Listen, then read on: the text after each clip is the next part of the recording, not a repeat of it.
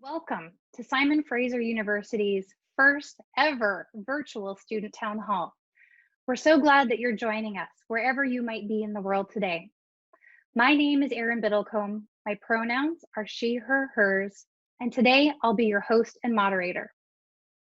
To begin our event, I'd like to acknowledge that Simon Fraser University's Burnaby campus stands on the unceded traditional territories of the Tsleil-Waututh, Coquitlam, Squamish, and Musqueam nations. Our Surrey campus stands on the unceded traditional territories of the Semiahmoo, the Katzie, Coquitlam, Kwantlen, Kikite, and Tsawwassen First Nations. And finally, our Vancouver campus stands on the unceded traditional territories of the Squamish, the Tsleil-Waututh, and the Musqueam nations. On behalf of today's panelists and myself, as visitors on these lands, we respectfully give thanks to these nations for allowing us to gather here today. So with that, let's have our panelists introduce themselves. First up, SFU's President and Vice-Chancellor.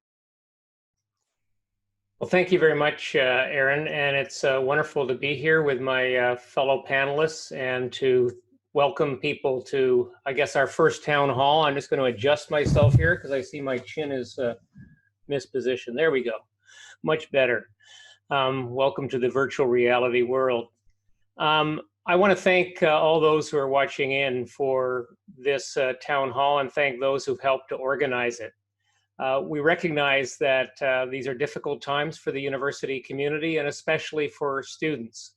We've heard from students about the stress and disruption that many of you have suffered as a result of the sudden move to remote teaching, and some of the financial challenges that you faced due to lost income or lost employment opportunities, or some additional pressures that you may face as a result of having to gain access to remote teaching through new technologies. Also, the difficulties that many have suffered because of the need to work from a home environment, which may not be conducive for that kind of activity and may not provide the kind of space that is easy to operate in. So there's lots of reasons why the community generally, but students in particular, are feeling stress at this time. And while we don't have the capacity to solve all of these problems, we do have the capacity to try to help where we can. And that's what this town hall is all about. It is a reflection of our continuing commitment to try to provide students with the supports and services that you need to assist you with your studies. I want to also acknowledge that instructors across the university, faculty and other instructors are working very hard as well, not only to adapt to the new virtual reality and some of the challenges that they confront in delivering courses in a new way, but also in trying to provide support to you as students. So this community is very concerned about your well-being and your success. And we very much want to make sure that your time at Simon Fraser is rewarding and enriching. And we are committed to trying to do that, notwithstanding the fact that we are having to change the way in which we operate rather dramatically for a period of time that we hope is not too long, but we know it's a period of time that will certainly extend through to the end of this calendar year. So we want to do everything we can to ensure the quality of your education is maintained and that you have the support you need. And indeed, that's one of the reasons for this town hall, not only for us to answer questions that you may have, but also to hear concerns that you may have and advice you may have as to how we can better communicate and serve you. And on the question of communications, I hear both sides. I know that some people think we don't communicate enough, and a lot of people think we communicate too much. It's really important, we believe, to try to provide you with the best information possible. And because there's so much change, that means a lot of communication is coming your way. So I encourage you to try to stay abreast of changes that are happening as we try to communicate them to you through various means, such as the weekly student bulletin, the COVID FAQ page for students, the Community Connection webpage, which is the place to go to learn about all the SFU events and activities that are going on virtually for the most part for the community. And I also want to say how much I appreciate what you're doing, the contributions so many of our students are making, not only to the university community, but to the broader community. I want to thank you for your patience and your perseverance as we work through this crisis. Every day we face new challenges, and these challenges don't have perfect answers. But we're determined to do our best, and we're here to listen. We're here to try to provide you with the best information we can, and that's what this town hall is really all about. Thank you, President Petter. So now let's have the other panelists introduce themselves, starting with SFU's Provost and Vice President Academic Pro Tem.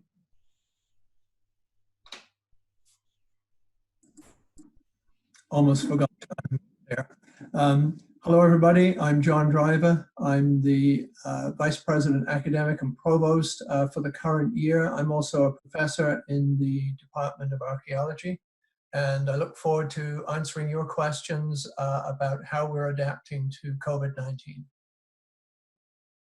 Great. Thanks, John.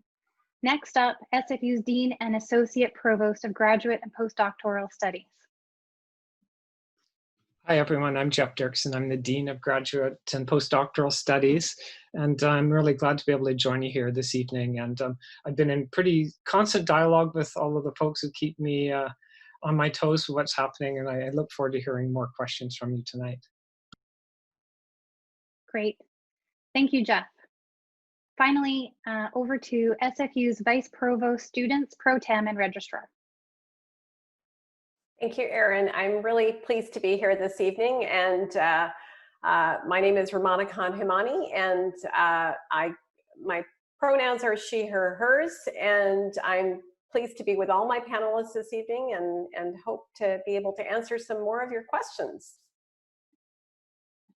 Great, thank you. Thank you, Rummana. So let's move into the question and answer portion of today's event. We know you have a lot of questions. So thank you to those of you who submitted your questions in advance of today's session. I've had the chance to go through all of your questions, and from what I can see, we have a number of themes that are emerging. You want to know about fall term, you want to know more about course delivery, about funding opportunities, and you're concerned about specific supports for graduate students and for international students. So we will do our very best to answer every question that you have asked. And if we don't get to your question, know that as long as you've left us your email address, we will get back to you in the next few days. So first question then has to do with course delivery. So John, I think this is going to be a question that you can help us answer. So the question is, it would be helpful if courses moved to asynchronous delivery methods. Synchronous or live classes are challenging for students to attend for a variety of reasons, including time zones, work schedules, lack of childcare, and other accessibility needs. So could you please elaborate on what SFU is doing to make sure courses are offered asynchronously? Yeah, thanks, Erin. Just to make sure everybody's clear on the definitions, synchronous learning refers to a component of a course, such as a lecture, that is at a set time, and all students are expected to show up at that time. Asynchronous learning refers to a component of the course where the students really set their own time to participate. This, for example, could be an assignment you have to write. You figure out when you're going to spend time working on that assignment so that you can deliver it by the deadline. As we have moved to remote learning, we've had quite a lot of calls from students that this should be completely asynchronous. And this is particularly relevant, of course, to international students who will not be in the same time zone as the instructor, and therefore may find it extremely inconvenient, for example, to show up for a Zoom lecture at what for them is 2 o'clock in the morning. We're leaving the decision about the mix of synchronous and asynchronous learning to the instructors, but we are encouraging instructors to move as much of the learning as possible into asynchronous categories. And that's not only for our international students, but also to accommodate students who have scheduling problems in turning up for particular online activities at particular days of the week or at particular times. However, we do not want to completely go asynchronous. We've heard from students and we've heard from instructors that there is value in the synchronous components of the courses. So for example, bringing students together to discuss certain issues can only really be done if we agree on the times when we're going to do it. So both in the summer and looking forward to the fall, we anticipate that there will be a lot more asynchronous learning. We're encouraging instructors and providing them with resources to do that. But we think that some instructors and some students will still want to have parts of their course taught synchronously. Obviously, we'll be doing our best also to encourage instructors to accommodate students who have difficulty in getting to synchronous parts of the course. Thanks, Erin. Okay, thank you, John. You're not off the hot seat yet, though, because we have another question that I think you're the best position to answer. So this question has to do with tuition. We had a number of questions come in related to the cost of tuition. And so here is the compiled question, and that is, will there be a reduction in tuition given the quality of education that I'm receiving is less than ideal? And then how are you evaluating courses for quality? So thanks, Erin. That's a two-part and a somewhat complex question. Obviously, we remain committed to delivering the highest quality education that we can deliver. And I think it would be incorrect to suggest that because we are moving to new methods of teaching and learning, that therefore the quality has necessarily gone down. I think it's interesting to reflect on the fact that the more traditional methods of in-class teaching have been around for centuries. We have some really interesting new technology. We have an incredible amount of educational research on how people learn. And it's quite clear that there are other equally effective methods of teaching and learning that do not require people to physically come to a classroom and have a professor stand in front of them and talk. The technological advantages that we've gained in the last couple of decades do mean that we can connect with each other in quite personal ways, and we can experience that back and forth that can take place in in-person learning, even though we're doing it through remote means. We are going to be monitoring, we're already monitoring actually, how students and instructors experience the quality of the learning environment. We have a very well-staffed Center for Educational Excellence that is providing instructors with all kinds of coaching and resources to enable them to move their courses effectively into this remote environment. And we will also be developing resources for students to help them adjust to the new kind of learning environment in which they find themselves. So as time goes on and as we get through the end of the spring semester, into the summer term, and then on into the fall, I anticipate that people will become more familiar with this. They will become more comfortable with working in the remote or online environment. And I think that the quality of learning will be just as good as it was before. We will have the same instructors teaching classes, people with the same level of expertise.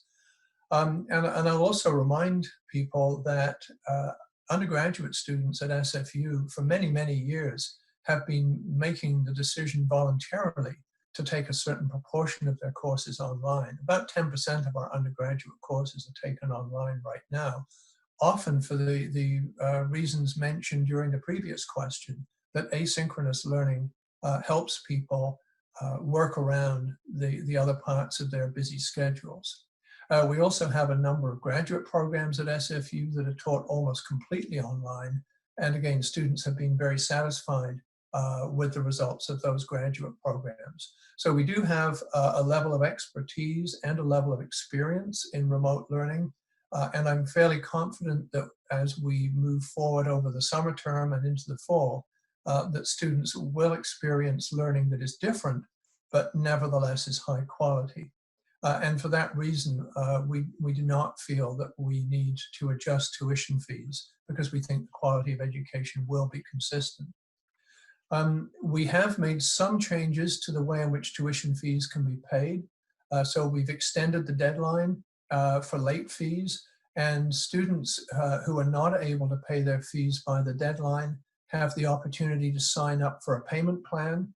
And if they sign up for the payment plan, they will still be eligible to register for courses in the fall, even if they haven't finished paying off all of their summer term tuition fees at the time of registration. So we are making some adjustments, but overall tuition fees will remain the same for all of our courses. The one other area in which we will make some adjustments are for mandatory fees that are not related to tuition. So for example, some of our laboratory courses have fees associated with them for lab supplies. Clearly, if those courses are being offered online and there is no need for the lab supplies, then those fees would be waived. And there are other fees such as the athletics and recreation fee that will not be charged. Thanks, John. We'll take a break from John for now. We'll move around a little bit here. We did get a number of questions about fees, and in particular, we had a few questions about the student services fee and wanting to know why students were continuing to be charged a student services fee given the fact that they're not physically on campus. So Rummana, I think that you likely can answer this one for us. Why are students continuing to be charged a student services fee?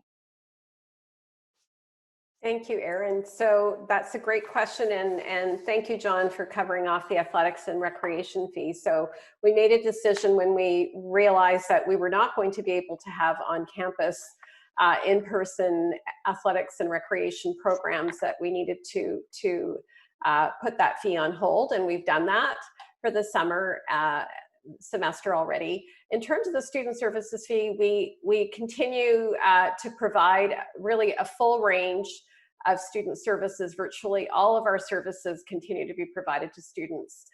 We moved very quickly in this direction. We have been adapting using some new platforms. Some of the examples I think that many students hopefully have already come across are financial aid support, mental health support. We are doing recreation virtually. We have classes every week.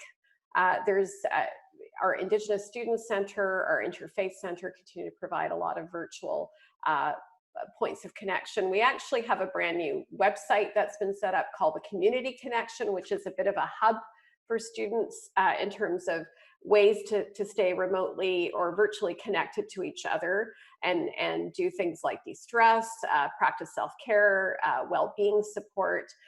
Our international services for students is a really important service at this time, particularly for international students who have gone home and are not with us right now. And so our international student advisors are advising at off hours to make sure that they're able to connect with international students in different time zones. So there's a lot going on, and I would say we are working as hard as we always have, and we've had to adapt, and we're going to continue doing that and hopefully keep building on some of the things we're learning about providing services virtually. So that's a bit of a long answer to the question, but we're hopeful that we're going to continue at the levels we always have, just in a different way. Okay, thank you. So the next kind of theme of questions we received were really around advocacy and whether or not the university might be out there advocating on behalf of students. So Andrew, I wonder if we could pull back the curtain a little bit and you might be able to speak to some of the efforts that we've undertaken behind the scenes on behalf of students with respect to working with the local governments, provincial government, federal government. Yeah, no, thank you very much, Erin. I'm happy to do so. We've been working very much with universities across the country through Universities Canada, which is an umbrella organization, and provincially through the Research Universities Council to press for support for students, both from the provincial and federal governments. I was very pleased the federal government came up with a package, a $9 billion package of supports to provide work opportunities, support for students who can't get work in terms of income, and perhaps even more importantly, support to continue studies, both bursary and scholarship support, a significant commitment to students. The province provided some emergency funding for students as well. Unfortunately, in both those cases, from an international student point of view, because I know this is an issue for international students as well as domestic students, those programs are both targeted at domestic students. We have also advocated for international students. In fact, have tried to get support for international students that was analogous, have not been successful. We have gotten some headway in getting relaxation around various rules and regulations governing international students, to allow international students to travel to Canada to study, to allow more opportunity for international students to work and to pursue post-graduation, even though their education may be impeded to some extent by COVID-19. And we continue to advocate for further measures to support international students. But what I would say is this: albeit the provincial and federal support that's directed specifically at students has come only to domestic students, what that has meant is that we can take the resources that we have internally, some of which have been raised through an emergency response fund, which we receive strong support for, including support from our own students, but also from alumni and from others, but also the other internal resources we have to support students. We've been able to direct those to a much larger extent to support international students, because government is providing support to domestic students. So I think I'm right in Rummana saying that over $3 million of support has been provided of one kind or another to support students, to help students who are struggling for one reason or another, and many of those are international students. I'd also note that international students are also eligible in some cases to benefit from federal work programs, and we have received support from the federal government to create work co-op work opportunities and work opportunities, and those can be made available to international students. And also the Canada Emergency Response benefit, if international students have the prior work experience that entitles them to access that benefit, they can benefit that as well. So there's been a lot of advocacy with governments at all levels. And we've made some significant headway, and we'll continue to press. But I do want to send a message, particularly to international students, that while they may be disappointed, as I am, that we haven't seen more direct support, the support that has come allows us to then provide more support to international students than would otherwise be the case.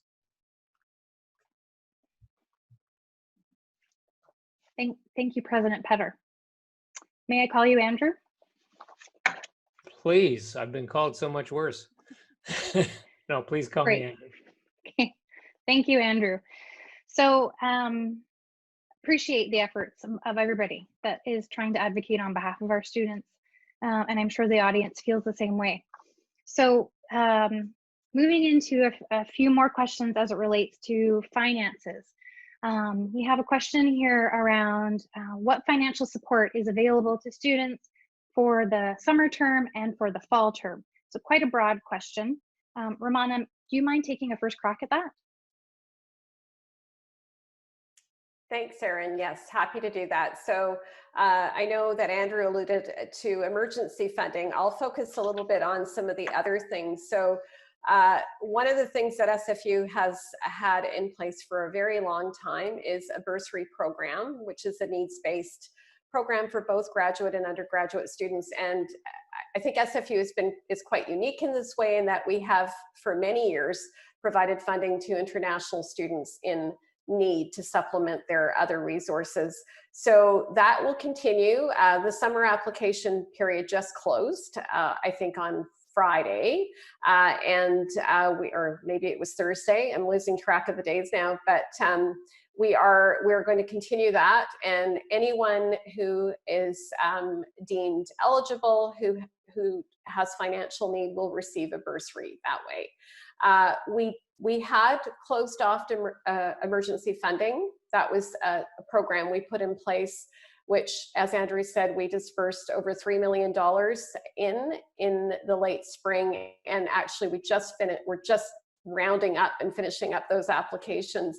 And we had a lot of generous support from others at the university and outside the university. So the SFSS, certainly the provincial government. We had a number of donors and alum who donated through a fundraising campaign, and our First Nations Student Association and graduate and postdoctoral studies. So a lot of areas have come in, have pitched in to really raise funds for that. And some of that money went to technology. In fact, a big chunk of that funding went directly to students who needed new software, new hardware to learn remotely. And we know that was a big need for students. So as we get to later in June, we'll be taking a look at how things are going for students and where we're at, and determine if we need to take a look at any additional sorts of emergency funding.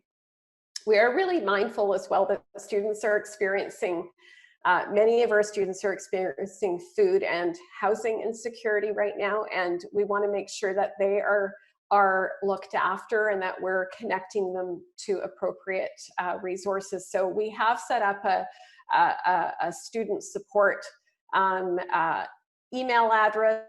We have a team of case managers who work one-on-one with students who have more complex kinds of financial or personal situations that they need support with, and we will work with them to find solutions.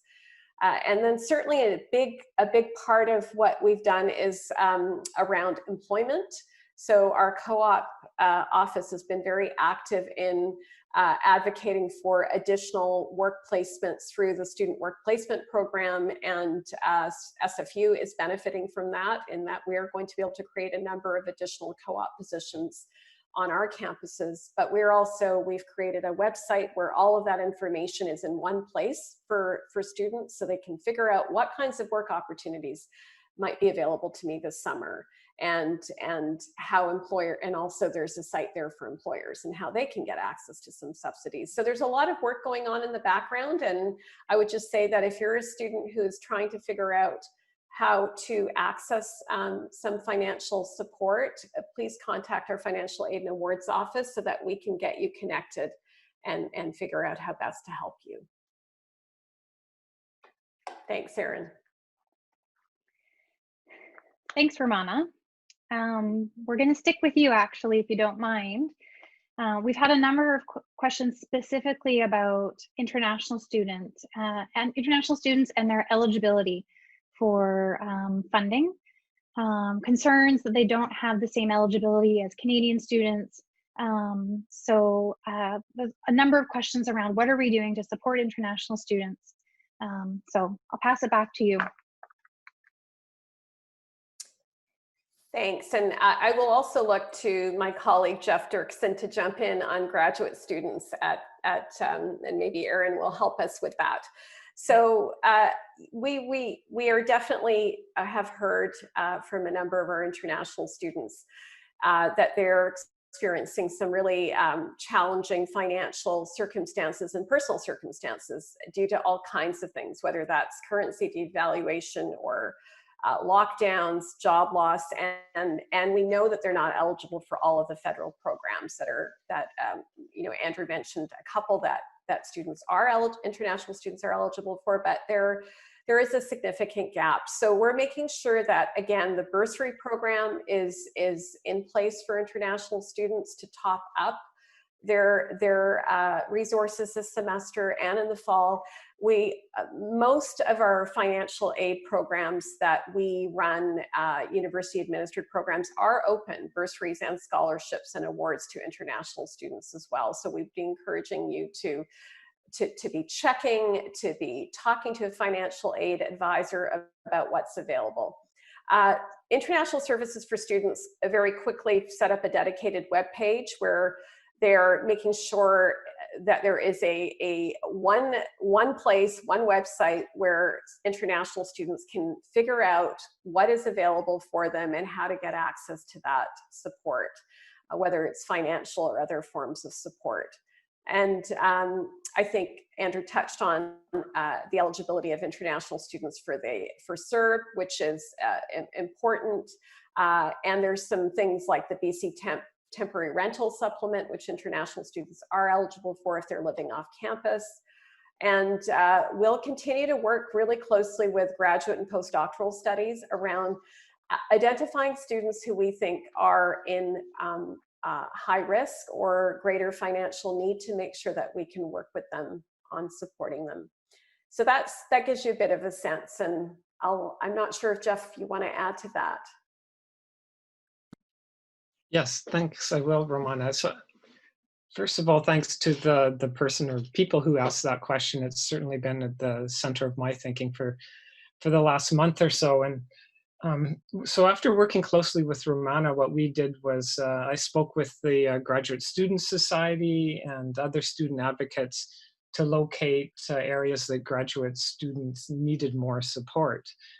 So the kind of exceptional times required us to look at all the places where we might have a few holes in the kind of safety net that the university provides for students. So first was those forms of emergency funding that both Andrew and Rummana have referred to. And we particularly were disturbed to hear that students were having housing and food precarity. So our office teamed up with the Graduate Student Society with their food card program and added some funds to that to make sure that students could get what they immediately needed at that point. Also in our office, we released some awards a little bit earlier, merit-based awards, so that students could get the funds in their pockets a little bit earlier so that it could help out at that particular time. Secondly, we just finished with the summer bursary, as Rummana pointed out, that the date for that just closed, but that was one that was specific for graduate students as well, and for all full-time students at SFU. The application date just closed, so we don't have all the numbers on that. But that was something I feel is very robust, and hopefully will pick up the necessary slack that was there for folks who may have been needing a little bit longer term funding, not just that emergency burst of funding.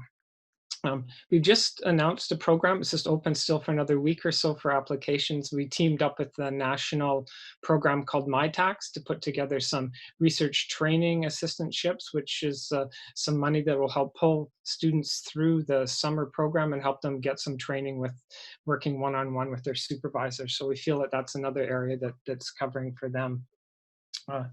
Finally, for students who might be also feeling and living through some form of emergency through planning that they weren't able to get around.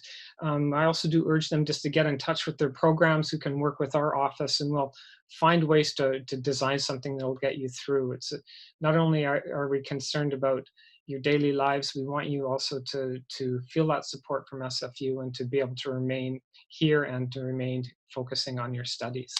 Thanks. Thank you, Jeff and Rummana. So our next question is about course evaluation, grading. So John, you're back on. The question is, will SFU offer pass-fail grading for either summer or fall terms? Lots of questions about this one. Thanks, Erin. The pass-fail grading option was introduced in the spring term when we had to make the very rapid change from largely in-person instruction to remote instruction. The rapidity of that change meant that there were changes in assessment practices that had to occur. For example, we could not offer large in-person exams. And as a result, some students who would have started the term expecting one kind of assessment process ended up having a different kind of assessment process. And because of that, we wanted to give the students the option of either taking the grade that they had earned in the class, or if they felt that their performance had suffered because of the disruption, of moving to a simple pass-fail option. And this was driven by individual students. It was not mandated for particular classes. So individual students could decide for a particular class they were taking whether they would take the grade from the instructor or whether they would take the pass-fail option. As we're moving into the summer term, students will know when they sign up for a course what the grading process would be. As we are not expecting that the summer term will be disrupted in the same way that the spring term was, we did not think it was appropriate to include the pass-fail option for individual students. This issue was taken to the Senate Committee on Undergraduate Studies, and it was that committee that made these decisions. Similarly, for the fall, we anticipate that students will know at the time that they attend the first class what the assessment methods will be. And again, students have the option to look at that class, to look at the way assessment will be conducted, and decide if it's the right class for them at that time, or whether they want to maybe wait until we return to in-person instruction when they feel more comfortable with a more traditional assessment method. So we're not planning on the pass-fail option in the summer term, nor in the fall term. And that is because we think students have adequate understanding of what the assessment processes are as they start the class. Okay, thank you, John. I'm sure students appreciate hearing that. So Jeff, I have a question for you. I have a few, but we'll just do one right now. So this question asks, what precautions is SFU taking to protect the health and safety of graduate students, but in particular, who might return to campus because of research work? Thanks, Erin, and thanks to the students who would have asked that question. That's one that's come up several times in the in meetings that I've had with the Graduate Student Society, and I really get a sense from graduate students that there's a number of key issues around safety that they're concerned with. So at SFU, we're working, I'd say, carefully and cautiously, and I think with a great deal of attention to enable additional on-campus research to come online, but only when we know that this is going to be particularly safe for students to be able to do so.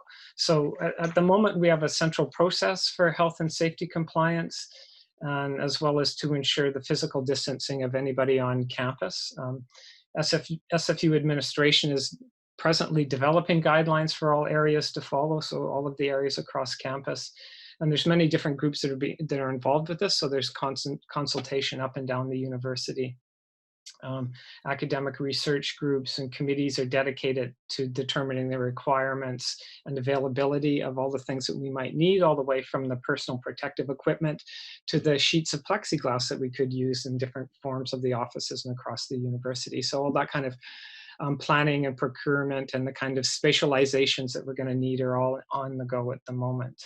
So before resuming activities that require additional faculty, staff, and students to return to campus, there's going to be a university-approved, unit-specific, and obviously site-specific safety plan for every area. And key in guiding us on this are the instructions from the province and from WorkSafe BC. So we're not wanting to urge anybody to come back to work until we've got all of this in place, and of course WorkSafe BC is going to be the areas that guide us and how we're going to get this all done. So supervisors, including faculty deans and everyone, will consider issues of accessibility for those folks who might have some accessibility or other health concerns for the campus. So we'll be working very closely with folks who have specific concerns as well. And I'll just say that this is one area that the university is very, very attentive to. Okay. Thanks, Jeff. So I'm just looking at the time. It's 10 after 6 on Pacific Standard Time. My colleagues in health and counseling and recreation would encourage us to take a quick stretch break because it's not good for us to be sitting for long periods of time. This is something that I'm learning while I work virtually at my on these Zoom calls day in and day out. So everybody, quick stretch. If you don't want to stretch, you don't have to stretch. Okay. Okay, now we're going to keep going, and I think you're doing fine. So, John, we're back to you if you don't mind. This question is actually a number of people who want to know about fall. So it's in your email, John, you said that most classes will be delivered remotely in the fall. So what are the classes that might be offered in person in the fall? And is there a chance that you'll move from remote to in-person learning in the middle of the term? This person in particular says, I don't live locally and I'm not sure I'm going to be able to get to campus. So over to you. Great, thanks, Erin. Thanks for the stretch reminder. I yesterday spent 8 hours on Zoom. I realized that I should be encouraging all of my meeting participants to do that. So I'll put a little notice up on my wall to tell myself to do that. For the fall term, what we wanted to do was create certainty for students and for instructors. And we know that it is quite likely, based on the advice of the health authorities, that COVID-19 will still be among us in the fall. We also know that there is a possibility of what they're calling the second wave, that the rate of infection will go up. And the last thing we want to do is to repeat the situation from the spring term. It is not in the best interest of students. It's not in the best interest of instructors to have a very sudden change in the way that courses are delivered or in the way in which student learning is assessed. We also know that there are international students who may be having difficulty getting into the country and will want to continue to take their education at SFU using remote means. And of course, there are plenty of Canadian students who may be isolating outside of the Lower Mainland, who would not feel comfortable being asked to come back to university physically in the middle of the term. So for this reason, and also for the sake of instructors who have to prepare their courses for the fall, and I don't think should be expected to prepare courses both for remote and for in-person learning, we decided that it made more sense from the health and safety perspective, from the perspective of learning continuity, and from the perspective of instructor workload, to decide that we would avoid the second wave and try to ensure that almost all of our courses are taught through remote means in the fall term. And we sent that announcement out a couple of weeks ago, giving instructors a lot of time to prepare for that fall term. So there's no way that we're going to switch from remote to in-person. I hope that the person who submitted the question and who does not live close to SFU will be reassured that they can sign up for courses with full confidence that there will be no requirement for them to return in person to campus. Having said that, there will be a very small number of courses that will be offered through in-person methods. Those courses will only be allowed to be offered in that way if they're first of all approved by a central committee in the university. Any such course that is being offered in that way must have a proper safety plan in place to ensure the health and safety of students and instructors. And the only courses that we will approve will be courses that are where the learning outcomes depend upon in-person activities and where the course is absolutely essential for students who are getting close to graduation. So I anticipate a very, very small number of classes with a very high degree of safety protocols in place will take place in the fall term, and those will be very carefully monitored. Thanks, John. Okay, so Andrew, are you still there? I am here. Okay, great. The question is, for you, what have you learned through the last few months And what actions will SFU take to ensure that the university is prepared for future crises like this one?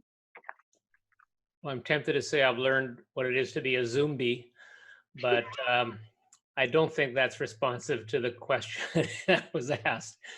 I think one thing I've learned is just how incredibly resilient Simon Fraser University's community is, our students, our faculty and staff. It is truly extraordinary how we adapted in a very short space of time to a completely different model of educational delivery. And yes, it was far from perfect, but the fact that we were able to complete the spring term, the fact that we were able to be able to allow students to get the credit for that term and to provide support to the extent that we did, again, while far from perfect, I think is extraordinary and a huge testament to the resilience of this community, to students who suffered huge inconvenience, but showed their determination to see their studies through and to adapt and to support each other, to faculty who did the same, and to the administration for having adapted as quickly as possible too.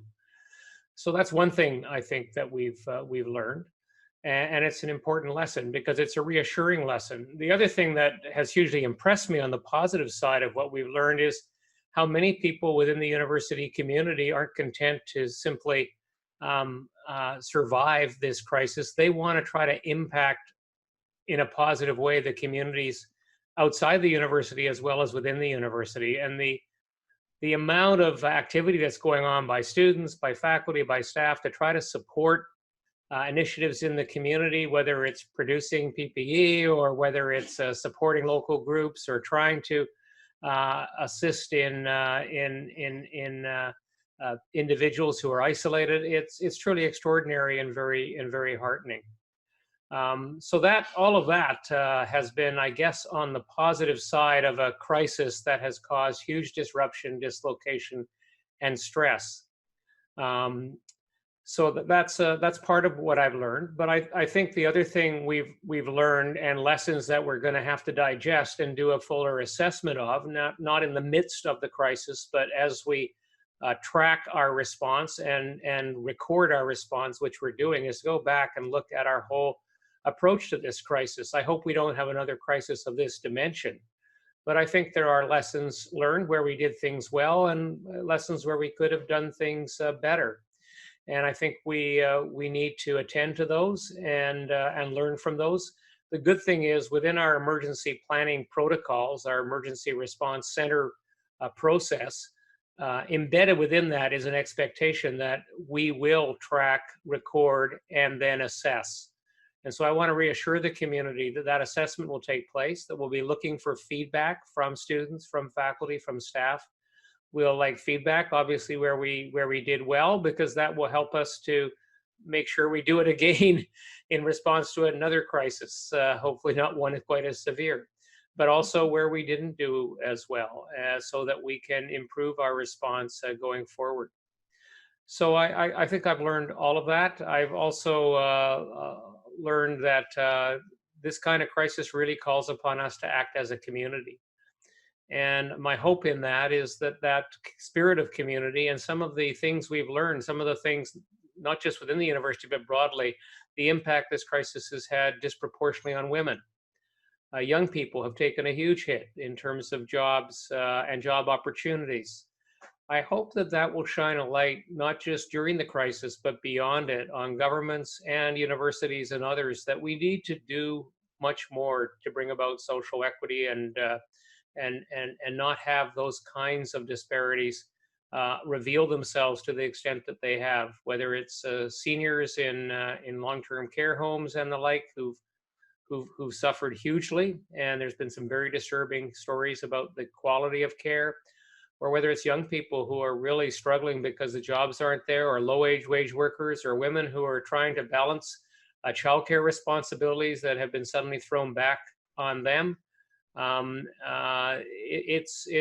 a lot to learn about not just the university, but there's a lot to learn about how we as a society operate and some of the serious inequities and inequalities that need to be addressed, not just at a time of crisis, but beyond.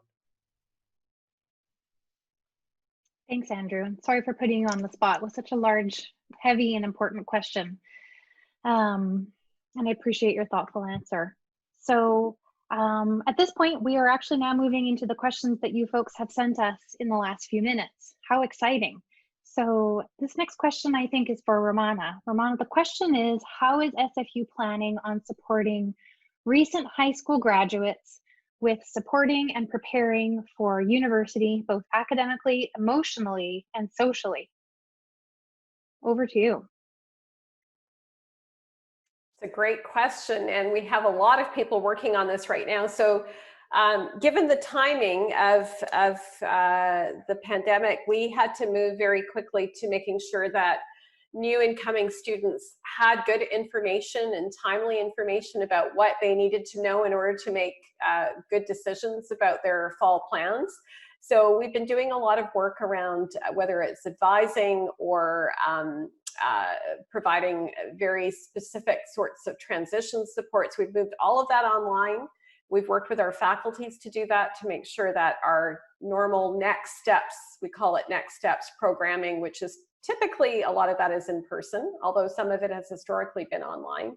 We've moved that all online, making sure that students get access to SFU 101, which is your way as a new student of knowing what you need to know in order to be successful when you come to university in December. So that's going to keep going, and we're going to persist with that through the summer, and we expect students to be ready to attend when they come in September, and to have selected good courses for them based on the kinds of information that the remote learning support group is working on to make sure that students have a great online experience. So there'll be, of course, Welcome Day, which is traditionally a really big deal at SFU, and this year we had planned that to be the first day of the semester. Will be now online. But still expect it to be a very celebratory and special welcoming to the university. So everything is happening as it should. It is just happening in a very different way, and we are very much ready to receive our new incoming students, and are looking forward to having them in September. Yes, we are very excited to welcome all of our new students. We look forward to doing that virtually. So the next question is for Jeff. Jeff, the question is, how is the university assisting current graduate students who risk, and the language the student's using here is, who risk aging out of their program and or who are experiencing funding issues for extra semesters? So can you answer that one for us? Thanks, Erin, and thanks to the student who sent that one in. That's one we've been thinking about for a while now, and students have raised that with us earlier. And actually, universities across the country are beginning to think this through, because it became clear after the immediate emergency that we had to start doing some planning for students who were in the middle of their degrees, and this was going to be, let's say, a little bit of a legacy in a sense that followed them through a certain part of their degree. So in terms of funding, there's ways that we can move around pockets of funding that are already existing within our office, work with programs in specific to make sure that students are getting funded at the moment that they need it. So one thing that I had devised was a thesis completion graduate fellowship, which was a fellowship that came near the end of a student's time when they were completing their thesis, which gave them a little extra time where they could focus on completing their thesis. So there's options like that we can do. But certainly it's not a goal of any of our policies to see students so-called timing out of their degree. The overall goal is to supply a platform for them to do their research and to be supported during their research. And that's why we'll work, let's say, holistically with their programs and their departments to make sure that it doesn't come to a period at the end where there's going to be a lot of anxiety about timing out. We do have a mechanism if that happens, and it happens quite rarely actually at the university, where we grant an extension for students so that they don't have to deal with that so intensely. So hopefully we'll be able to put some supports in place to waylay any of those tensions where people are coming right to the very end. But if that ultimately does come, we will work closely with the student to make sure that they get the best opportunity to complete. Thanks, Jeff. I think we have time for one more question before we wrap things up. And this one will go to John. So John, in light of what Andrew was saying in terms of some of the inequities that we're noticing, some students are asking us questions as it relates to webcam software on their computers, particularly during exam invigilation. So we have students who don't necessarily want to be monitored, feel uncomfortable about being, I guess, viewed on webcam. So I guess I'm wondering if the student's wondering if you can speak to a bit about the rationale around that. And then also, it sounds like maybe if a student is in a situation where after the fact, well into the term, they're being asked to have webcam software on their computers, they're asking what recourse do they have if they weren't given notice that this was how they were going to be examined. So I'll pass that over to you as our final question of the evening. Great. Let's end on a difficult one. Sorry. This has been a highly controversial issue, not just at SFU, but right across the post-secondary system in North America.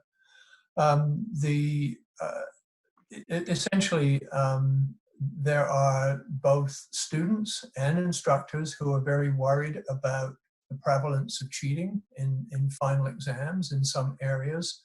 And equally, there are instructors and students who feel that the use of what we call proctoring software, so software that photographs you or videos you as you're writing the exam, is too intrusive into students' lives and should not be allowed. So there's a definite split in opinions about this, both within the student body and amongst our instructors. We have encouraged instructors as much as possible to avoid the use of proctoring software. First of all, we're not convinced it actually prevents cheating. Secondly, it can be disrupted by shaky internet connections, for example, or things as trivial as the cat jumping on your computer. So there's lots of good reasons for not doing this. There are also plenty of alternative assessment methods to discover how students have learned, what they've learned, to what extent they have mastered the material in a course. Having said that, there are some instructors and there are some kinds of learning where an in-person closed book type exam is still necessary to assess student learning. And in those situations, we are advising instructors that the university will provide guidance on the use of proctoring software. And we've also said that students should be told within the first week of classes if that software is going to be used for example, a final exam. If students feel that they have been misinformed or unfairly treated, this is actually already covered by policies and processes that we have in place. Students could go to their department chair and ask for this to be reconsidered. And of course, we have the student ombudsperson who can provide advice to students on how to navigate rules and regulations in the university. So certainly students who feel that they have not been treated fairly should contact either the department chair or could contact the ombudsperson, and we'll help them figure out what they can do next. Thanks, John. And my apologies for giving you that challenging question at the end. Thank you for answering it. So we are at time, but I thought it would be a nice idea to just do a quick rapid fire round. If you have any closing thoughts, under a minute or less, that you might want to share with the students who are tuning in with us today. Andrew, anything you'd like to share? Well, I'd like to thank students who are looking in and those who organize this, but I want to say to students to really not hesitate to make use of the supports that are there.